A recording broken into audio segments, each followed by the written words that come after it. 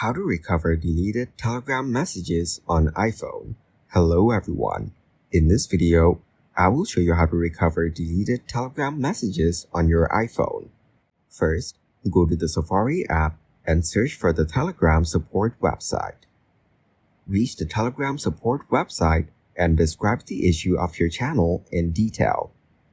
Type words such as you want to recover your account along with photos and chat history. Next, you have to enter your full legal name in the provided area. After that, add your email address and the phone number that is also on your Telegram account. Then hit the submit button to send your request. Telegram support team will review your request and recover deleted Telegram messages on your iPhone. Thank you guys for watching this video. Hope you got some value. Make sure to like the video and subscribe to the channel to get notified of new videos. See you in the next one.